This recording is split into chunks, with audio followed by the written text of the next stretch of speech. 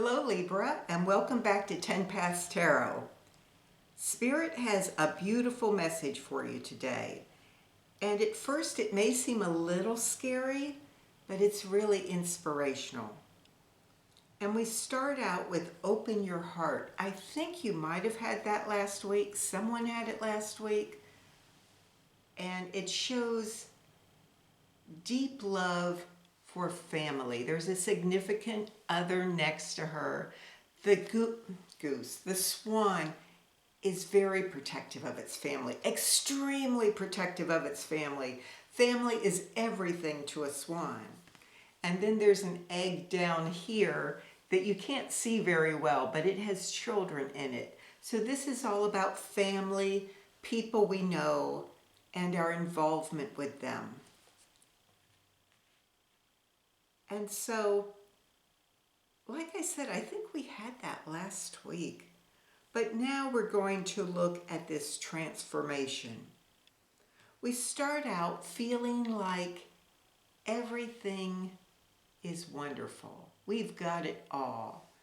It's the World card. And we think we're pouring down love to the world.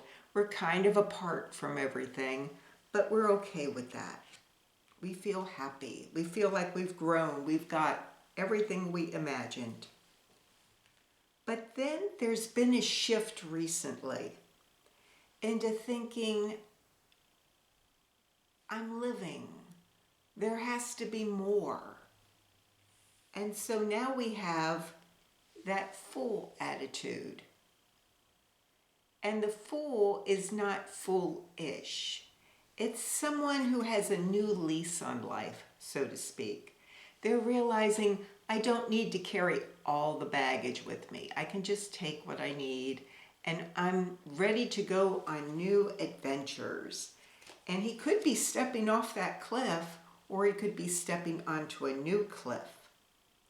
Spirit is guiding him. There's a little candle in his hat. And there's a rainbow. Maybe he'll find that treasure, that pot of gold at the end of the rainbow. But that's not really what this person is seeking. They have been looking internally, inside themselves. They have been trying to become the Queen of Cups. And the Queen of Cups represents someone who feels so much love, and they're trying to develop that love further and spread it. This isn't a real active card here. She looks almost like she's just thinking about everything around her. And in this case, probably everyone she cares about and her relationship to them. And she wants to approach things with love. And this is a change somehow, and I don't know how. The next card up is the King of Wands.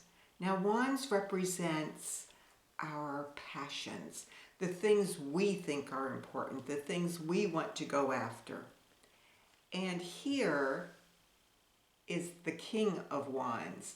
He has his passion, and he wants to hand it to the next generation. So someone tried to do this with you. Someone tried to pass on their passion, what they thought was important to you.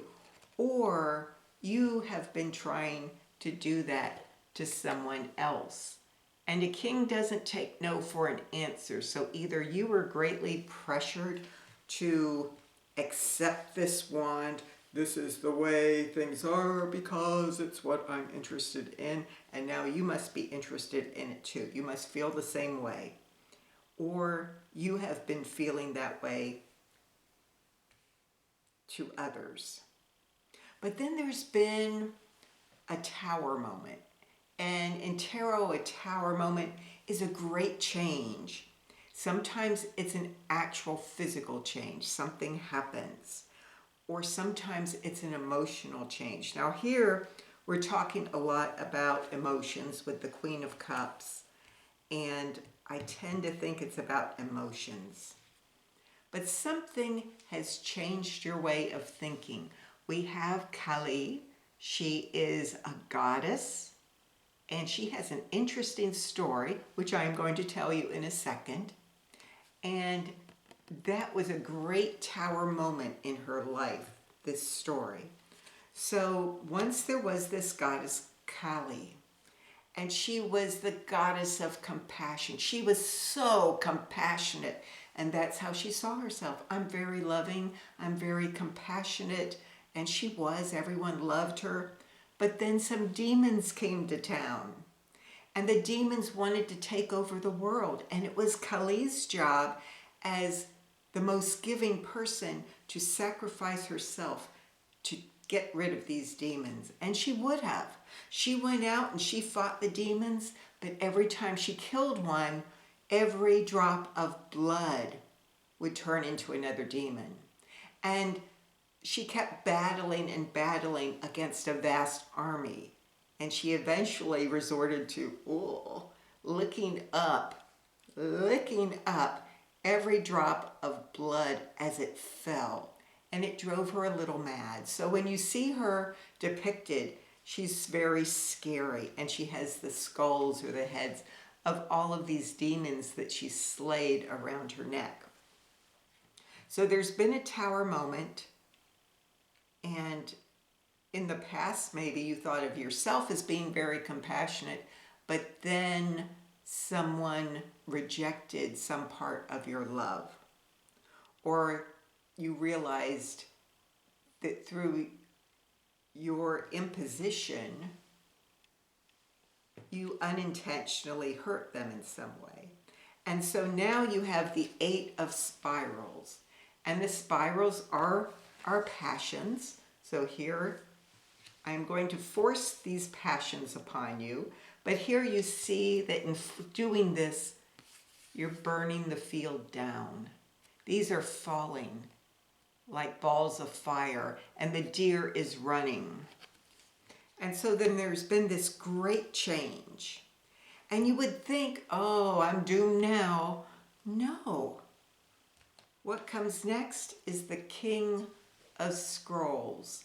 This tower moment has made him realize, and when I say him, it could be her, tarot knows no gender, but has made him realize that I need to rethink this.